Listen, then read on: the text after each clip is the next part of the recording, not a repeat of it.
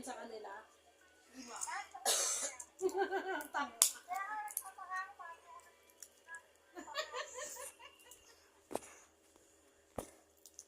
Muna kasi kasuyo na yung papeles So, ni gano'n ka sabihin ng pari sa kanila, no?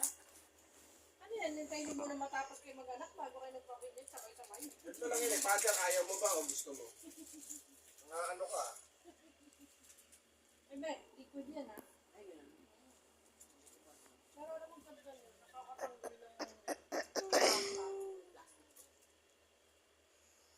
so, pag nilagyan mo yung brush mo, parang Basahin mo lang. tulungan mo yung brush mo. Pero tulungan mo lang.